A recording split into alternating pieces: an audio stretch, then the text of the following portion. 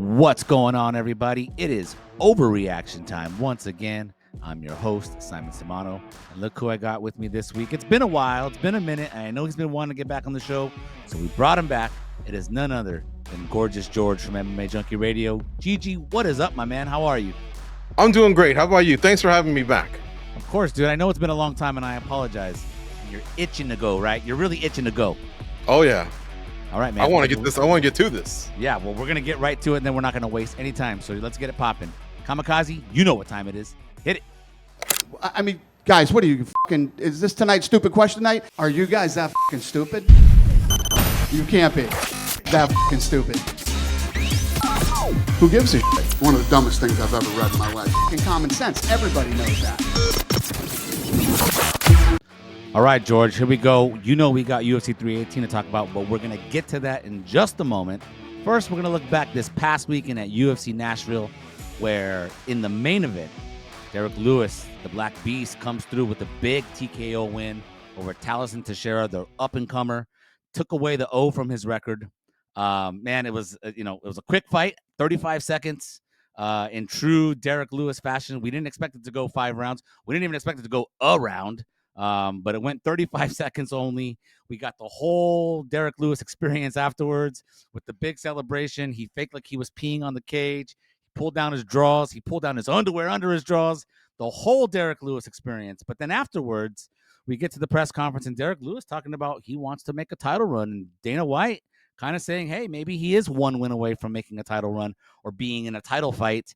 And, dude, as much as I love Derrick Lewis, Gigi, I'm just going to go ahead and hit you with this right now. We got to pump the brakes. Derrick Lewis is not a legitimate heavyweight title contender. That's an overreaction. Oh, come on, dude. He's not, and you know it, but go ahead. He is, because the UFC is not a typical sports league where the best rises to the top.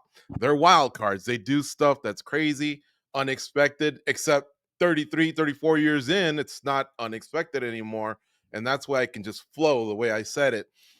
Think of like Gaethje or Poirier. These guys are the type of fighters that the UFC loves because they deliver, right? They deliver highlights, and that's what Derrick Lewis does. And that's why those two are never too far away from a title shot, even though they may have just gotten smoked. Remember Poirier? He got smoked by Gaethje in the BMF fight. Then he beats Benoit Saint-Denis, and then he was just in the right place at the right time. I know. So I just think that right away with him doing that Donald Trump connection, and of course, this guy, he hadn't fought in over a year, and people are tweeting about him. He takes over social media. The KOs are beautiful. He's going to get another title run. Okay, but notice, George, that I said he is not a legitimate heavyweight title challenger. I mean, do you really think Derrick Lewis is a legitimate threat to win the heavyweight title at 40 years old? He would be a big underdog for sure in the odds, and I would take Aspinall to beat him for sure. But the heavyweight division is car crashes at times, and that kind of power, anything can happen. And so therefore, I guess he could possibly, he's not a dead man walking. He's not walking the plank, in other words. So he's got a puncher's chance, essentially. Yeah. He's a lucky punch from punching his ticket to a title shot, maybe. Right. But he's not like a guy that punch from winning it. Exactly. But he's a consistent heavy-handed guy. He's done it for so many years. The power is always there. That's what he comes to do. And one last thing here, he did have a couple abs, it looked like. Apparently this, I'm sorry, did you say he had a couple abs? Did you say abs? It looked like he did have a couple abs there. And that's not normal for the Black Beast, but he did say he upped the running. He took it serious. Of course, he always says that, but this time it kind of looked that way. Maybe it was the lighting. I don't know. Maybe it was all the workouts with his wife. Yeah, the ground and pound. Okay, but real quick, George, before we move on from the Black Beast, just tell me, what's the path then? Because when you look ahead, right, like he's lost to Cyril Gane, he lost to Sergey Pavlovich, he lost to Jailton Almeida recently. That's 3 guys ahead of him in the rankings who he's lost to. So who does he fight to get the title shot? Well, I wish they hadn't booked Pavlovich against Waldo Acosta-Cortez, because I think one of those stand-up fights would have been a good one. I'm thinking more on the Pavlovich side, to be honest with you. He's also beaten Vitaly. Volkov, sorry. He I beat don't know where. Volkov, yeah, in the Yeah. last minute It at was the a while very end ago. of the Oh, very yeah. a It fight was where a he was while getting ago. dominated, and it was a miracle win. Blades, he's got a couple in there and longevity. But yeah, to answer your question, he's got to win one fight, and then everything else is going to take care of itself. Someone's going to win the Acosta Pavlovich fight. Now the other guy's eliminated. Someone's going to win the Almeida and who's he got? Volkov fight, and then someone will be eliminated there. And then of course, I think Gon probably loses to Aspinall. So right away, 3 guys get kind of shuffled off to the side, and then boom, next thing you know, if you're healthy and in the right spot at the right time, it can happen. All right. Well, I'll just emphasize. I said legitimate, and I can't see a guy who's been knocked out by Tai Tuivasa Maybe that's winning the the key heavyweight word. title. Maybe Yeah. that's the key word when you said legitimate. I mean, it is the puncher's chance, and that but the heavyweights they have that, and I this know. guy's been consistent with the heavy hands for years. No, and I love Derrick Lewis, man. I love me some Derrick Lewis as much as the next person loves Derrick Lewis. I love watching him fight. He's got the knockouts record in the UFC, but man, just thinking of a guy who's been knocked out by Tai Tuivasa winning the UFC heavyweight title, I just can't see it happening, man. But hey, it'll be fun to watch whatever comes next with Derrick Lewis. You already know it, man. Hey, maybe it'll be at the White House. Maybe he just punched his ticket to the White House with this win over the weekend. So all right, man. Let's move on now. Let's talk about UFC 318 coming up this weekend. All right, UFC 318 going down in New Orleans this Saturday, and we know it's headlined by Dustin Poirier's retirement fight. He's going to go up against Max Holloway for the BMF championship, man. We know the major storylines, right? The major storyline here is that it's Dustin Poirier's retirement fight in his home state, in his hometown of New Orleans. He's from Lafayette, nearby. So it's a big moment for Dustin Poirier, but I'm not going to talk about Dustin Poirier right now when I give you this overreaction, George, and I'm just going to hit you with it right now. All the pressure is on Max Holloway to beat Dustin Poirier at UFC 318. All the pressure. All of it. That's not an overreaction. Well, hold on a sec. You just said all of it, though. All of it. What pressure does Dustin Poirier has that no might be pressure going into this He's fight. got more of it, but not all of it. Poirier doesn't have to sail off into the sunset with a win to put an exclamation point on his career. It's a fantastic career, but fighting. He's so proud about fighting in front of his daughter, in front of his home state. Yeah. I don't know, especially if he were to get his clock cleaned. I think there's a little bit of pressure on Dustin Poirier. They built this whole card around him, and the talk around town, maybe not to him directly, will be this card's sauce. It's not that good. BMF, are we kind of like inserting it in there when we don't have to? If you'll recall, Holloway got knocked out by Topuria. Maybe that should have gone into his hands. So it's had a lot of silliness around there, but I think with a good fight, I think there's going to be some pressure. I think he's going to actually have to deliver if Max Holloway points to that's gonna the happen. last 10 seconds. Dustin's got to do it, regardless of whether he's up 4 rounds to nothing. So I wouldn't say all of it. I think it is an overreaction. Nah, dude, listen, Dustin Poirier is calling a career. All the pressure is on Max Holloway, very simply, from 2 standpoints. First of all, let's talk about the fact that he said this past week that he doesn't want to be the guy who goes 0-3 in 2 trilogies. So let's think about that for a second. He's putting the pressure on himself, right? He's already 0-3 in a trilogy with Volkanovski. Now he's on the verge, potentially, if he doesn't get this win, of going 0-3 in a trilogy with Dustin Poirier. Dude, from a legacy standpoint, Max Holloway's legacy would take a hit. You can't be 0-3 in 2 trilogies against your 2 biggest rivals, right? We've talked about this guy being a top 10 fighter of all time. I think he was number 10 or number 11 or somewhere just around 15 on our recent top 30, right? So his legacy takes hit because you cannot be 0-6 combined and not find 1 victory in your 2 greatest trilogies. So there's a legacy aspect to it, George. The other thing, too, about this is, now that I think about it, I'm actually surprised that Holloway is taking this fight against Poirier, because a loss against Poirier, where does that leave him in the lightweight division? He already says he wants to be out of the rankings at featherweight. Okay, he's done with featherweight. Where would he go from here if he were to lose to a retiring Dustin Poirier at lightweight? Goodbye title shot, right? Right. And even hello title shot if he beats Poirier. Awaiting him is the guy that almost broke his jaw a few months ago. So yeah, there's a lot of things where for Holloway that aren't working out because of the losses to Holloway, because of the losses to Poirier, because he's 0-2 against him. But I'm going to play the O.J. Simpson card on you. We all know he was guilty. Let's stop messing around here. But Okay. did the glove fit? You know, those little things, that DNA that those guys, the Dream Team, was able to muster up. It didn't leave reasonable doubt. And because you said the word all, I would say 85, 90%, most of it is on Holloway, but I feel like Poirier has some of it, and that's why I had to go overreaction on you. All right, well, tell me a little, but now, okay, fine. You want to hold my actual Well, little he's words fighting against me. home I like state. it. I appreciate it. No, I Fighting appreciate it. home state is a big deal. Fighting, you don't want to lose in front of your daughter, his Yeah. daughter. The Good Fight Foundation, He's it could lost be in front so of his big family for him, before, man. bro. What's that? He's lost in front of his family before. That's no thing to Dustin Poirier. Come on. Well, but not in his home state. Not in his home state. And it would be nice to sweep Holloway. It would be nice to sail off into the sunset because he feels like he's writing his own script. Like, I've done it all. You guys aren't going to wait till I turn 40 or start slowing down. He's kind of leaving, I would say close to his peak. He's kind of calling his own shots, but at the same time, you don't want to if he gets knocked out like he did against Gaethje, that's not going to leave a good taste in his mouth. Yeah, well. And then what? Then we're gonna get a fake retirement, and he's gonna come back. I thought that was going to be the overreaction. I thought you were going to say Dustin's not retiring this weekend. I could see that not happening. Let's save that potential overreaction for the results of this fight on Saturday night. Let's see what happens, okay? And then maybe we'll revisit. But now let's move on. Now let's talk about Dustin Poirier a little bit because I was thinking of how we could talk about Dustin. And what type of overreaction I can give you. I honestly, I don't think I'm giving you an overreaction, George.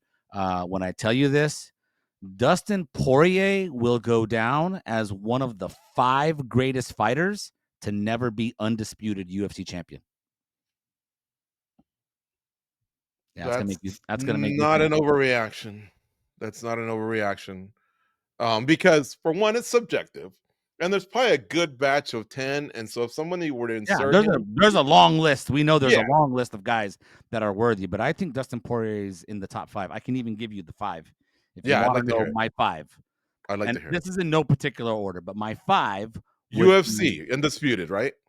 5 fighters who have never been undisputed UFC champion. So I'm going to hit you with Fedor, who never fought in the UFC, right? Oh, okay. I'm going to hit you with Tony Ferguson, Dan Henderson, Uriah Faber, and Dustin Poirier. Those are my 5. That's my top 5 right there in no particular order. Although I would say Fedor is probably my number 1 for obvious reasons. I mean, and he's different from the rest of those guys because those other guys fought in the UFC, right? Fedor didn't fight in the UFC, but to me, he's number 1 on that list because of how dominant he was outside the UFC. All we ever wanted to see was him fight in the UFC against Randy Couture, against Brock Lesnar. Never happened. So it is what it is. He's number 1. But all those other guys, they've been in the UFC. They've had a chance. Mm-hmm. But Dustin Poirier is in that top 5. I know I'm leaving out guys. You know, well, and even if you do, being left out. There's a lot of guys. Even if you do, it's subjective. For like one guy that stood out to me was Justin Gaethje, right? Undisputed, 1-1 against Poirier, and what am I going to do? Put him in and bump out Poirier? No, it's not. You'd have to come with 5 conclusive athletes to bump Poirier, and there aren't 5 conclusive athletes. He's kind of done a lot, man.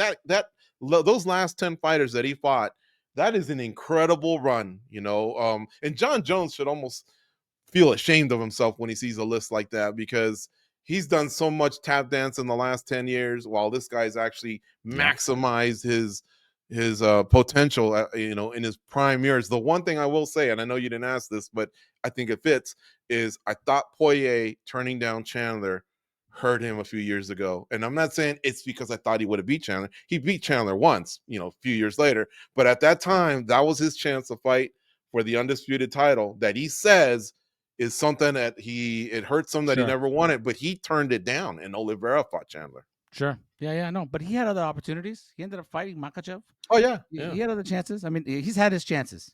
Poirier has. He's had his chances. And I know he got a taste of the interim by beating Max Holloway several years back. But, yeah, dude, I mean, you think about Dustin Poirier. I mean, he's an all-action guy. I think Dustin Poirier and Justin Gaethje are kind of interchangeable in some ways. But I would just flat out tell you, George, I think Dustin Poirier, very simply, is a better fighter than Justin Gaethje. That's just my opinion. That's why I put him ahead. Yeah, I mean, like I say, they're 1-1. I think he has probably had the better career overall. I mean, well, Gaethje did have WSOF, interim title, and BMF. Poirier had just the interim title. So I don't know. An argument could be made for Gaethje there. Could be. But yeah, I think Poirier is in that top 5. By the way, who would be your top 5? I gave you mine. Well, right away, Henderson came to mind. I didn't know you could play the Fedor card. I thought it was someone who had fought in the UFC. No, the way I worded it was top 5 in, fighters, top 5 greatest fighters to never be undisputed UFC champion. I would say another good one was Vanderlei Silva. The run he had in Pride was pretty amazing. Dan Henderson's a really, really good one. Fedor, of course, hard to bump him. I had thought about Joseph Benavidez because he had a really pretty good WEC career, and then in the UFC he just went up against some titans, But no, I think I would insert Poirier in mine as well. Yeah. All right. Cool, man. Cool. We agree there. Now, let's move on to talking about UFC 318 in a little bit of a general sense here now, George. Okay, because I was, on X and I saw Dana White try to hype this card up. He hyped it up as being, quote, so badass, that this card is so badass. Those were his words. You look at this card from top to bottom, George, and I don't know about you, man. We can go over it after I give this to you, but I will tell you though that my what I'm going to hit you with here is, sorry, Dana, but UFC 318 isn't even close to being so badass. That's not an overreaction at all, and I'll tell you why. All right.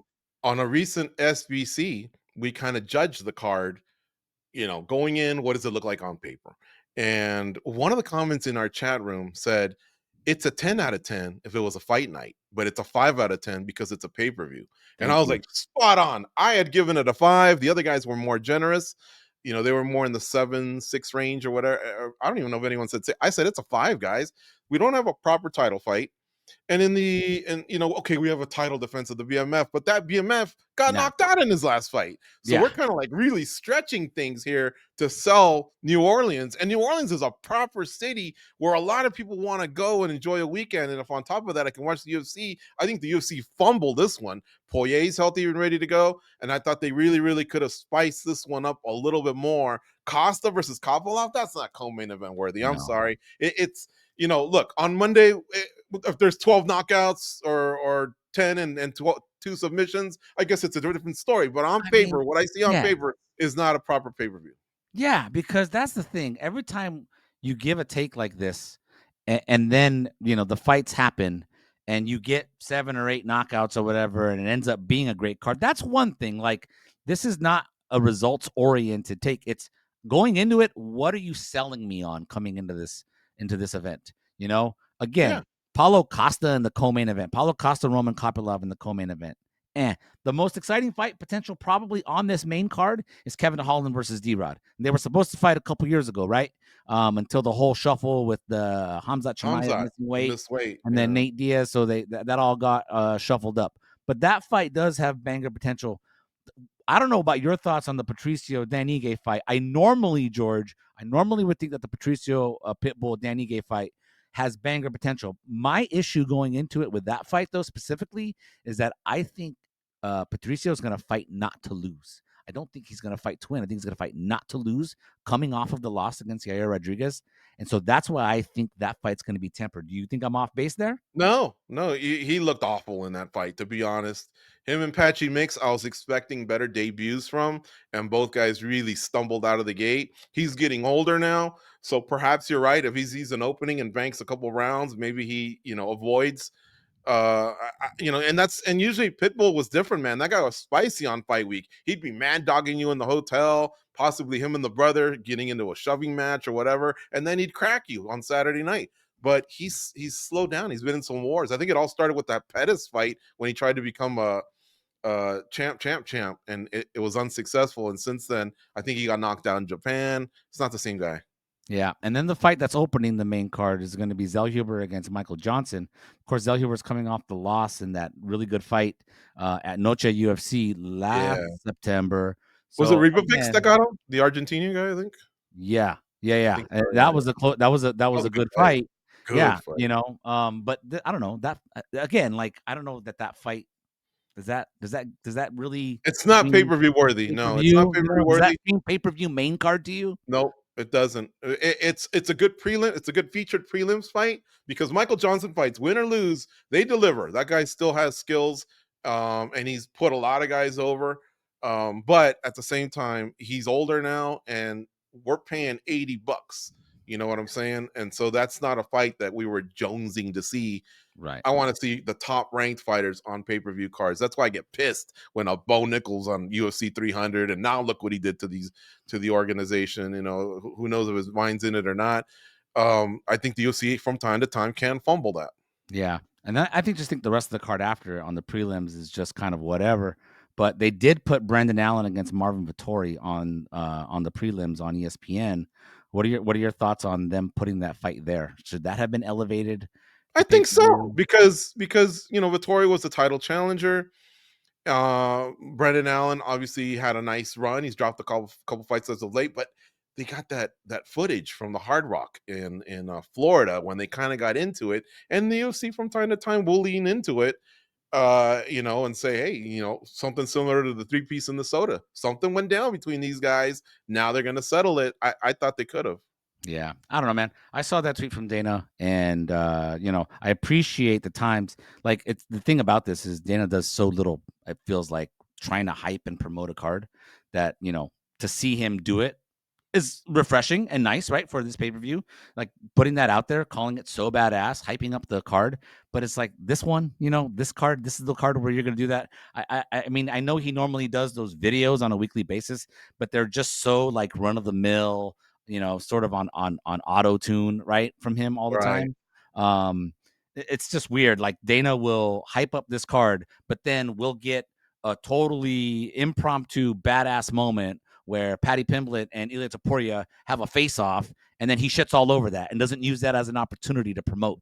It's really frustrating. Right. It's really frustrating, isn't it?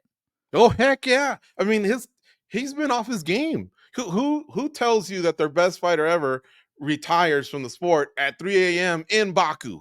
In Baku, Azerbaijan. The way he let that one go when all he had to do was zip their lips for another week, and he could have done something proper on fight week. Remember, this is the guy that for 1 year we had to hear, no matter what question you asked him, hey, who do you think's going to win the NBA season? I don't know about that, but Jon Jones is the greatest athlete of all. You go into his thing, and it's like, bro, I didn't even ask you that, but he was on that tirade, and then all of a sudden now he's off that train. It's true. That's what it was, man. Anyway. All right, dude. We got one more thing I want to talk about. And now that you just mentioned Jon Jones, and damn it, I say I'm not going to talk about Jon Jones on this show, and then somehow I end up talking about Jon Jones on this show almost every week. Kamikaze, I apologize, man. I'm doing my best, but this guy simply won't go away. Obviously, this past week, or if not obviously, maybe you don't follow X the way we do, and you're better for it if you don't follow Twitter the way that we do at MMA Junkie. But Jon Jones went on one of his tweet, rants, where he's quote tweeting and responding to people all the time. And of course, he mentions for sure that he's interested in fighting on the White House card that's supposed to happen next July. He said, quote, "It tickles my pickle." Those were his words. And he said it in another tweet that he was back to training. So here we are, dude. Jon Jones retired. We know he re-entered the pool, the drug testing pool. So that's what he said.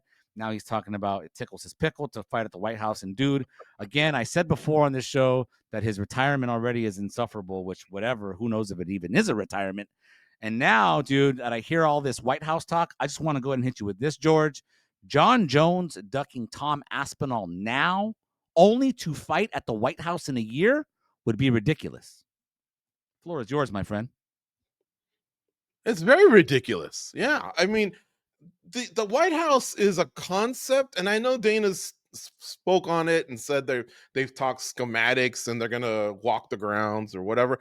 But here's the thing: when Trump first said it, he said 25,000 people in front of the White House, and of course, everyone all of a sudden had a certain vision of what it could be. I think in 1 year, when they realize that it's outdoors, when they realize that you can't really build a proper arena like that, who knows if it's even going to be what they think it's going to be. At least at the Sphere, we knew that it was a proper arena that had done concerts, and I don't know if the visuals will mess with the fighters or the fans or whatever, but we knew something was going to go down and be special there.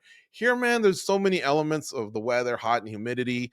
And frankly, like Jones, that's what tickled your pickle. I mean, like seriously, I mean, it's not that his resume isn't impressive, but if he had been able to, like I say, not only be the greatest light heavyweight of all time, he's already the greatest heavyweight of all time, arguably in some people's eyes, but then almost start creeping up on the heavyweight. If you would have taken Aspinall and maybe one other guy, who knows? I mean, you really, really could have been in another stratosphere, with your resume. But the way he backed out, it was kind of bitchy. And now all of a sudden, that's what tickles your pickle. I just don't get that. I don't see the fascination of fighting in front of the White House. Take me to the Coliseum in Rome or something like that. Sure. Trump goes to events. So if your thing's to fight in front of the president, just get on a New York card or a Vegas card or whatever. But the White House, the White House sounds like it's going to be not a failure, but it's just not going to be as sexy as we think. Ooh, dude, look at that's some might call that an overreaction, George. I love the hot take there on the White House card in general, dude. Yeah, I mean, I don't see how it's not going to be that great. I guess 2,000 people, if you get like an Apex card and then just a bunch of rich, powerful people kind of, tonguing each other's butt for 3 hours while people fight. Like that's really what it's going to be. It's going to be more of like that type of an event. Listen, than dude, a proper MMA event, a proper sporting event. It's not going to be that. Listen, dude, I know he's, again, not results oriented. UFC 300 ended up being a pretty great card overall, but let's just say, for the sake of argument, Dana White hyped UFC 300 as being the greatest thing that they were ever going to do, and it ended up being headlined by Jamal Hill. So, I mean, like, that didn't scream historic, headliner, right? Like it just, so who knows what they're going to give us. But circling it back to Jon Jones, here's the other ridiculous thing about the Jon Jones aspect of this, and it being ridiculous, is that he won't fight. Like, he's been ducking Tom Aspinall now. He can't beat Tom Aspinall right now. You really think you're going to beat Tom Aspinall a year from now? A year older, a year slower, losing more of a step? I mean, you're not going to beat Tom Aspinall in a year from now. Like, now's your best chance to beat him. I think that's an excellent take, and I would agree with it 100%. But because of Jones, his last 10 years, where he's only fought like 5 times, and he's been able to still find ways to rally, I think it's his belief that it doesn't matter whether it's been 6 months, 12 months, 18 months, or 24 months, I can still beat the next guy. So from his end, I don't think he's thinking that. But from our end, dude, you're creeping on 40, and now that ring rust gets a lot worse. And then the mental, you're a dad, right? That's a job, being a husband, a dad, and then you got all these legal problems now. Your kids are older. They're seeing the type of stuff that you're getting into. You can't just brush it under the carpet anymore. And so I think all that weighs on you, and that's not when an athlete performs at its best. It doesn't matter what the sport. You can't be carrying all that drama in your personal life and then just show up. Yeah, for sure, man. I agree. I think it's ridiculous on multiple levels, but hey, we'll see how it unfolds. All right, George. Well, the time for overreacting has come to an end, my friend. It has come to an end. I appreciate you for being on the show, man. Yeah, well, thank you for having me. I really had a blast. I hope I can get into the rotation a little bit more often. Yes. But thank you for having me, and you guys are doing great with this. I think it's an outstanding video franchise that you guys have added. I see all the takes, all the comments, and people love the fact that we get to explore, 5 topics, get in depth, and the takes are awesome. Hey, man, it's the greatest show in MMA right now. That's obviously not an overreaction. Everybody wants to be on it. That's obviously not an overreaction, too. Good stuff. All right, guys. Well, hey, I appreciate George for being here again. I appreciate you guys for watching. Please hit that like button, hit that subscribe button. It means a lot to me. And until the next time, we will see you on ORT. Dana, take it away. MMA Junkie AI.